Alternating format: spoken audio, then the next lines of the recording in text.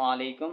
मेरा नाम सैयद वकार हुसैन शाह है और मैं आपको अपने यूट्यूब चैनल वकार वेल विशर में खुश आमदीद कहता हूँ और अपनी क्लास का आगाज़ सूरह आले इमरान की आयत नंबर 25 से लेकर 27 तक करते हैं। तर्जमा।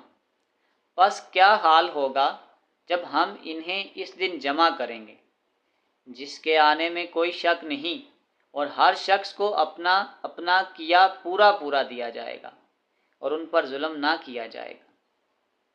आप कह दीजिए, ए अल्लाह, ए तमाम जहान के मालिक, तू जिसे चाहे बादशाही दे, जिसे चाहे सल्तनत छीन ले और तू जिसे चाहे इज्जत दे और जिसे चाहे ज़िल्लत दे। तेरे ही हाथ में सब भलाइयाँ हैं, बेशक तू हर चीज़ पर कादिर है। तू ही रात को दिन में दाखिल करता है और दिन को रात में ले जाता है। तू ही बेजान से जानदार पैदा करता है और तू ही जानदार से बेजान पैदा करता है और तू ही है कि जिसे चाहता है बेशुमार रोज़ी देता है। सदाकल्लाहुल अज़ीम। प्यारे बच्चों, आज की क्लास में एक्सरसाइज 7.2 क्वेश्चन नंबर 8 के तमाम पार्ट्स को सॉल्व करेंगे। तो वीडियो को शुरू करने से पहले कमेंट सेक्शन में लाजमी बताएं कि आप हमारी वीडियो कहाँ से देख रहे हैं और आप किस कॉलेज में पढ़ते हैं। तो चलते हैं अपने क्वेश्चन की जानिब। 8. Transform the equation 7x minus 10y plus 13 is equal to 0 into slope-intercept form, symmetric form और नॉर्मल फॉर्म। हम वन बाय वन एक एक इक्वेशन को डिस्कस करते हैं। हमारे पास जो स्लोप इंटरसेप्ट फॉर्म होती है वो आपके पास ये होती है y is equal to m x plus c. तो हमने इस क्वेश्चन को इस इक्वेशन में कन्वर्ट करना है। तो सबसे पहले अगर हम इसको यूँ लिख लें, 7x minus 10y plus 13 is equal to 0। इस 10y को तो शिफ्ट कर दें, ये 10y आ गया। इसको तरतीब से लिख लें कि 10y is equal to 7x plus 13। सब के साथ 10 को डिवाइड करें, 10y divided by 10, 7 divided by 10x plus 13 divided by 10। ये इसके साथ कैंसिल, आ जाएगा y is equal to 7 by 10 x plus 13 divided by 10। तो इसका मतलब ये हो गया कि ये आपके पास स्लोप इंटरसेप्ट की रिक्वायर्ड फार्म हो गई है। और अगर मैं यहाँ पे m और c की वैल्यू भी लिख लूँ तो इसका मतलब ये हो जाएगा कि m आपके पास आ जाएगा mx प्लस सी। तो m आपके पास आ जाएगा 7 बाई 10 और जो c है वो आपके पास है 13 डिवाइडेड बाई 10।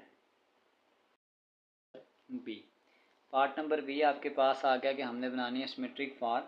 अगर हम सिमेट्रिक फॉर्म का पहले फार्मूला लिखें तो वो होता है x minus x not divided by cos theta which is equal to y minus y not divided by sine theta आ जाएगा। यहाँ पे ये आपके पास इक्वेशन आ गई। अब सबसे पहले हमने क्या करना है, हमें x नॉट और y नॉट की वैल्यू चाहिए। तो सिंपल हम x नॉट की वैल्यू को पुट कर लेते हैं। अगर मैं x नॉट की वैल्यू को 0 पुट करता हूँ तो मेरे पास y नॉट की वैल्यू आ जाएगी। Put x is equal to 0, x is equal to 0 हम वहाँ पे पुट करते हैं। तो ये आपके पास आ जाएगा 7 into 0 minus 10y is equal plus 13 is equal to 0। तो ये अब आपके पास आ जाएगा 0 minus 10y plus 13 is equal to 0। इसको तो शिफ्ट कर दें, 13 इज इक्वल टू 10y, इस 10 को तो डिवाइड कर दें, आ जाएगा 13 बाई 10 इज इक्वल टू 0। तो ये आपके पास y का आंसर आ गया। इसका मतलब आपके पास x की वैल्यू 0 आ जाएगी और y का आंसर आपके पास आ जाएगा 13 बाई 10। यहाँ पे हमने सपोज कर लें कि ये x नॉट और y नॉट की वैल्यू को फाइंड आउट कर लिया है। अब नेक्स्ट कंसेप्ट आपके पास ये होता है कि हमने इसमें से x नॉट और y नॉट भी फाइंड कर लिया। अब हमें थीटा चाहिए। हमारे पास जो बेसिकली थीटा होता है वो आपके पास होता है m is equal to ten theta, लेकिन अभी हमारे पास m नहीं है। अगर हम m का जनरल फार्मूला देखें तो आपके पास जो m होता है वो आपके पास होता है minus a divided by b। तो आपके पास माइनस a यानी जो a की वैल्यू थी वो आपके पास 7 थी, तो ये आपके पास आ जाएगा -7 और जो b की वैल्यू थी वो आपके पास थी -10। तो ये आपके पास आ जाएगा -10। इसको कैंसिल कर दें, ये आ जाएगा m is equal to 7/10। m का ये आंसर अगर हम यहाँ पे पुट कर दें तो ये tan थीटा इधर ले आते हैं, तो ये आपके पास आ जाएगा tan इनवर्स m की जगह आ जाएगा 7/10 इज इक्वल टू थीटा। इसको हम यहाँ पे कैलकुलेटर पे निकाल लेते हैं, शिफ्ट दबा के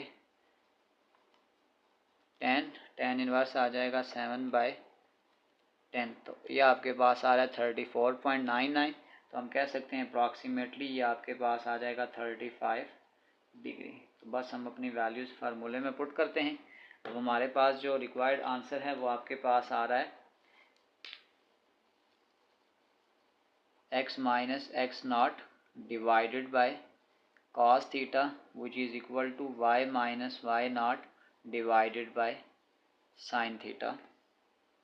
तो x माइनस एक्स नॉट की वैल्यू आ जाएगी 0 डिवाइडेड बाय थीटा की जगह आ जाएगा 35, यह आ जाएगा 35 degree which is equal to y minus y not, वो आपके पास आ जाएगा 13 divided by 10 divided by sine 45।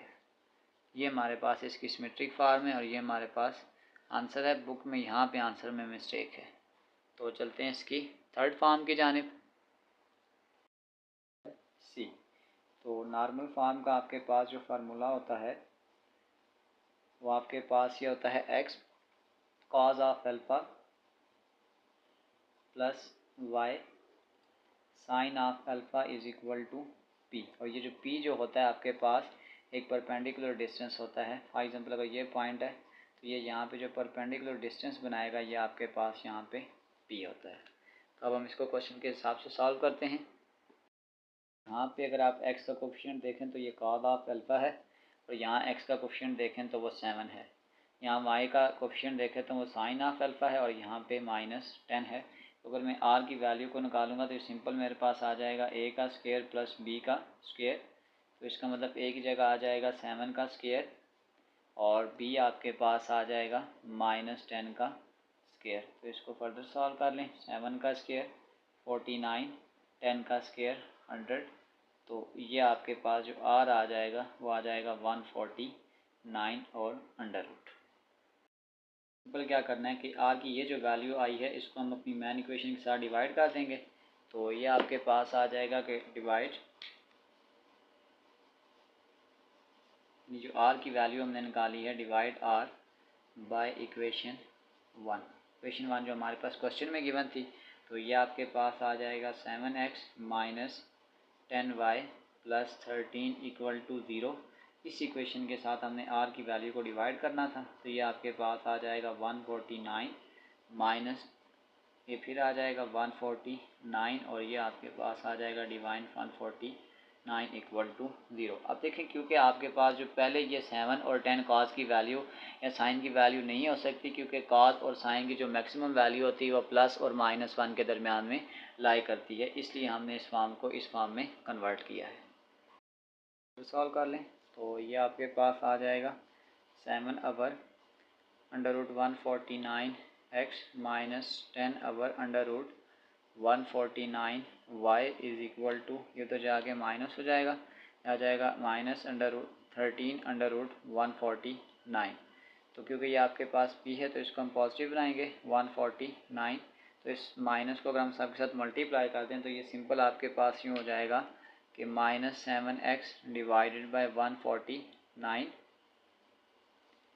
और ये आ जाएगा plus 10 our under root 149 y is equal to 13 divided by under root 149, यानी इसको हमने माइनस से मल्टीप्लाई कर दिया है। तो बस हम कह सकते हैं कि हमारे पास जो कॉस ऑफ अल्फ़ा की वैल्यू आई है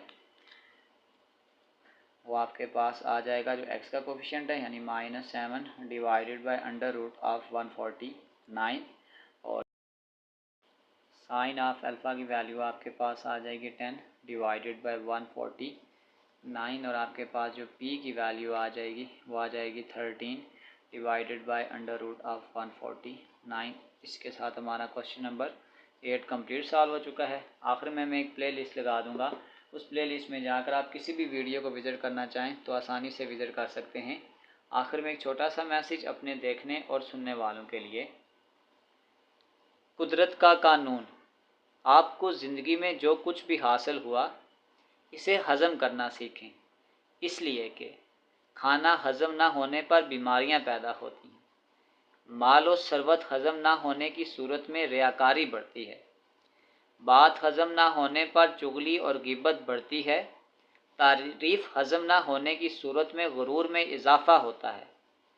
गम हज़म ना होने की सूरत में मायूसी बढ़ती है। इसलिए हज़म करना सीखें, अपनी ज़िंदगी को आसान बनाएं और एक बामकसद और बाइखलाक ज़िंदगी गुजारें। लोगों के लिए आसानियाँ पैदा करें, खुश रहें और खुशियाँ बांटें।